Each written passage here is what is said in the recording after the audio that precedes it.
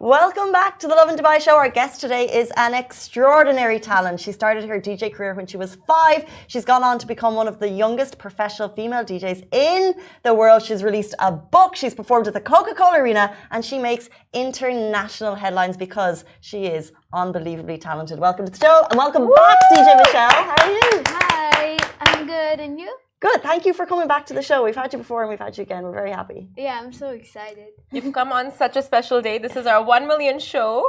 Yeah, so congratulations. Thank you. Thank you. But how does it feel, Michelle, to be so talented at such a young age? Tell us. It feels normal. Because I'm used to it. It just feels normal. People can't relate. So we're going to talk about when was the last time we've had you on, because since then you've got a book out. Tell us about the book. So the book is about my journey because actually the way I got to release it is I competed in the World DMC DJ Championships. It's a very big thing. It's like, you know, like the Olympics, but for DJing. So I competed 2 times, but the first time I got 14th place among 85 professional DJs, all male, all adults. Wow! Can we just take a second for that? That's Wow. amazing. So then after that came a lot of interviews, and one of them was NPR. So then once it was released, someone from the publishing company, Blackstone, which helped me release the book, listened to my interview and reached out and were like, "You want to write a book?" It was so great. I was so happy. And like, here it is. So now. after the book, what's next? I feel like, do you want a movie made on yourself? Or you think, no, that's too soon? I don't know about a movie, but I have a really big dream in like a few years to play in Tomorrowland, like when I'm like 18. But I really want to do it, and also want to get to America's Got Talent, because I've been to France Got Talent a couple of years ago, and we went to France. It was so funny actually. So I did the performance better than I do it at home, and then two judges said yes and 2 judges said no, and they were like, it's offbeat. Oh my God. And it wasn't, and they didn't even understand. And they was like, can you do it again? So I did a different thing, and it was like, it's offbeat. And they were like singers or something. So, and then Singers don't get it. and then I was walking with my dad like at night, and we saw one of the judges in the shop, and I was like, in a few years, you'll regret it that you said no, because I'll have a book. Oh, Michelle. And like, I'll like, well, yeah. You know, for people who don't know, and I know you've told the story before, but like you started when you were 5. Yes. Can you remember that was like? Can you? Because DJing isn't, I think, traditional. So can you remember like the first time you were spinning a deck, or how you started that? Well, actually, you could say I started before 5 because my dad is a DJ, and every single day he went up to his studio and practiced for hours, and sometimes he'd take me with him, and I would just be like, oh. So I was really small. So then when I got a bit older, I still couldn't reach the turntables, so my dad lifted me up on a chair, and like first I looked what he was doing with his hand, and then one day I wanted to try. It was such a racket. So I was just like, oh my God, it's so colorful. And then one time I pressed the off. Colorful. I pressed the off button, and I was like, Dad, why did he turn the music off? It was so funny. So then at 5 years old, I was more and more interested. So we did these practice DJ sessions. And then when I was 5, when we moved to Dubai, I said to my dad on my 5th birthday, I want to be a world famous DJ. So my parents got me equipment, and yeah, that's where it started. That's amazing. I love that. Supportive parents, because Yeah. when you have a dream like this, the best thing you can have is supportive parents. Yeah. And you said you were in a Rubik's competition yesterday. Yeah, it was a Rubik's Cube competition. It was nothing big. It was my 2nd ever competition. and I improved a lot. And for one of the events, because there are different Rubik's Cube, like there's 3x3, there's 2x2, there's 4x4, there's different ones. So for one of them called Cube, I got 7th place, and there were 80 competitors. Wow! Yeah. Congratulations, Michelle. And what age are these competitors? From 7 to, I'd say, 20. You know, for people who don't understand the Rubik's Cube, like, we can mess this up now. Yeah. So I'm gonna like turn away. Mess it, make it messy. I don't know how to make it messy. Like, I don't You even. can mess it up as much as you want. If you mess it up for an hour, I'll still make it under 25 seconds. I think there's two types of people in the world. People who, huh? Is she here saying, oh, yeah? Now Simran's going to go to town. So I've messed it, and now Simran's going to mess it even more. Okay. So how do they mess it pre a competition? How do they make sure that everyone it's going to be fair for everyone? So there's something called an official scramble. So it's basically just a sheet where it says how to scramble and how it's supposed to look. So there's something called notation. So for example, R prime is turning the right layer counterclockwise, and then like L is turning the left layer clockwise and stuff like that. So there's just a scramble sheet for everyone, and then they scramble it. There's different people who have to scramble it. Then a runner takes it to a table where you're sitting, and he calls out your name. And then there's a judge. So he gives you 15 seconds to look at the cube and like think what you're gonna do. And then there's something called a stack mat timer and a mat. So there's just a mat, and there's like a timer. It's about this long. So you start it with your hands, and then you lift them off, and the timer starts. And then you solve the cube. What was that? We're good. We're good. So then you drop the cube on the mat and you stop the timer. And then the one who gets the fastest time wins. But there's also something called average of 5.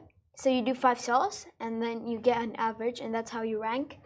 So I actually got a very fast time. So usually... So yesterday you got it in. Yeah. So usually with this cube, it's a different cube, not this one. It's a cube, yeah. So usually I get like 14, 13 seconds at home. I got 6 in the competition. 6! Then I got 9. Then I got 11, 15, and 19, which was not that lucky. Okay. Now Sorry. with this cube. 6. I have it open. Okay, so we're gonna. So you're gonna look at it for a little bit. Yeah, I'm ready. Oh, she's ready. Okay. You did. Okay, 1. Okay. Can you hold it up this as like this? Yeah. Okay. I'm gonna hold it up. It's just like the way like you do it in cube. Did you hear that? She's got away. Okay, so DJ Michelle solving a Rubik's Cube. The timer begins now.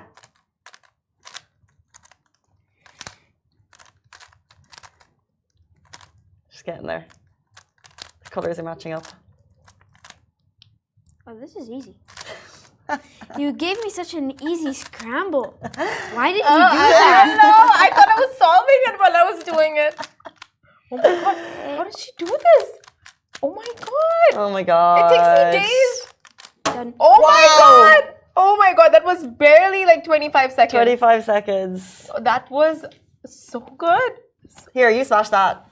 It's rigged.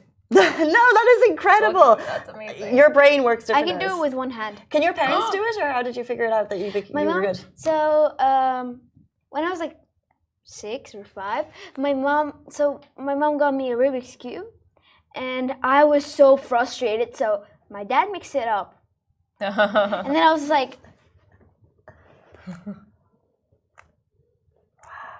I'm getting a Rubik's Cube after this. That was so don't get a Rubik's brand, get a GAN. It's called the GAN brand. It's the best brand. Okay. Moves quicker. Your hands are phenomenal, and you're thinking at lightning speed. Okay, do you think you're faster because of your DJing skills? Maybe. Oh You work it yeah. out. Whoa! Look at the handwork. Oh my god. Wait, there's Is there like an algorithm to solving it? Like, is there an algorithm? there are Wow. there are over 500 algorithms you need to learn. I know 468. Oh, that's it. But so I'll demonstrate one of the algorithms. So for example, if you're almost done solving, there are different methods. Okay. I use CPOP. It's one of the advanced. So if you have this case, you use the JPerm algorithm. So What is the JPER algorithm? What did you JPER. just do? I have no idea. Oh, so it's like you keep moving them a certain direction and they just automatically solve No. themselves. No, No. no, no, not like that. Okay, we're blown away. I can solve this one-handed. By the way, do your friends, how are your friends like? Are they obsessed with you? Do they like, you know? My friends don't know I'm a DJ because I want them to like be friends with me not because I'm famous, but because of me. Your friends don't know you're a DJ? Most Don't of their them parents don't. tell them? So if you're taking time off from school, what do you tell the school? Or do you need to? Actually, I learn in an online school, so I can make my own schedule. I can do school ahead, or I can skip. It's been like if we travel, it's been times that I skipped a whole week and then I just did it. Make it up. Yeah. But you've played at places like the Coca-Cola Arena. Yep. So you're very famous. How have your friends not heard about you? Because we've read about you in so many publications. Well, most of my friends didn't, but like I told some of my close friends, and so I have good friends. They live in Germany. It was so funny. So they found out before I told them that I'm a DJ, and they were kind of mad. They were mad. Cause like I didn't tell them, but like they were also excited, and I invited them to my performance. They're like, "Wow, That's amazing. That's so amazing. Speaking of your performances, you said you were performing with the national DJ competition, international DJ competition, Yeah. and you were the only young girl, a bunch of adult men. Is it the same now, or do you think your playing is going to encourage more young DJs? there are quite a lot younger DJs now. For example, DJ Ricardo, he's really good, but he's 12 or 13. He's also really good. He tries my technique sometimes also, but he not always gets it. Well, there's Offbeat. no. Very much He's offbeat. he's really good. That's great. Then I met some DJs also. There are a lot of younger DJs, but not much under like 11. So they're mostly like 13, 14, 12. Do you know Hannah Montana? No. No? Oh my god. Do you feel like you lead a secret life, you know, with your friends? Like you're a superstar, but then to your friends you're just like a regular girl. Like do you feel like you live two lives? I don't know. No? Maybe. Cause like I don't really keep a secret from them. Cause like I just don't want to like brag, you know, like I'm a DJ. So like if they know, they know. But most of my close friends know. Yeah. Can you tell us what was it like when you did the Nickelodeon Extraordinary Me short film? Oh, it was really fun. What was it? So it was just kind of we just took videos of me DJing and how my life looks like a day in my life, and actually it was really fun, and the people filming and making the script and stuff were also great, and I really liked it. It's cool. So when all these massive celebrities, they keep reposting your content and commenting and sending you DMs, how do you feel with this kind of interaction? The first time someone did it was when I was like 6 or 7. So I made a tone play onto Chris Brown's Undecided, and he liked it, and I think he posted me in his story or something. I was really young, so I was screaming. I was jumping on my bed. I literally have a video in my Instagram. I was so excited, and I was like, oh my god, it's actually Chris Brown. So you knew who Chris Brown was when it happened? Yes. Yeah, okay. So I literally tone played on his song. What do you mean? Of course I knew. No, of course. I mean, but you can still play a song without knowing because you were so young, no? Like, how old were you when this happened? 8? No, 7. Yeah, around that age. That's it's incredible. so super cool. And then I think like it's phenomenal that you're having an interview and then they come out and they're like make this book, because even it says here Alicia Keys was like, DJ Michelle, you're amazing, mama, keep rocking. What was it like when you released the book? Did you get what was the reaction like? First of all, I was super excited for the book. We worked on it for like a year. So cool.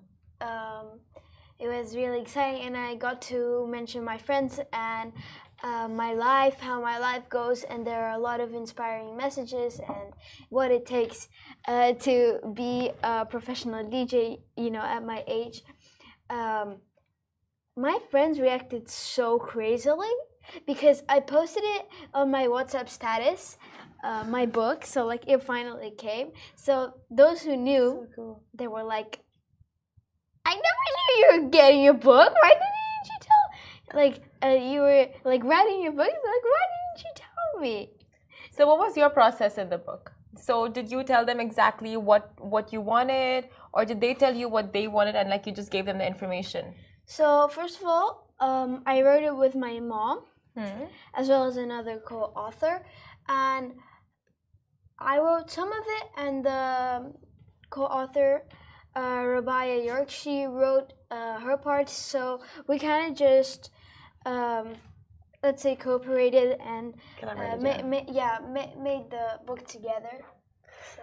Well, can I just say there's some super cool pictures at the back as well of like, you know, baby Michelle starting off and then performing Michelle, and then obviously when you're performing at home, because like we were talking about some of the cool videos that we've had over the years celebrating 1 million, and obviously some of them were like you performing at home during COVID, like really cool stuff. So it's been amazing sharing your story, how a 9-year-old DJ became a global phenomenon, and she's a Dubai-based DJ, so we're so proud of your story. So thank you so much for coming back to the studio today. Yeah, it was a pleasure. The pleasure was ours, and you've blown us away with this too. But also your DJ story is just amazing. So we wish you all the best in the future. Guys, that is the time we have on this morning's show, Lovin Dubai. Thank you so much for tuning in. A massive, massive thank you to DJ Michelle, and we're back with you tomorrow morning, same time, same place. Goodbye from me. Goodbye from you. Thanks, girl.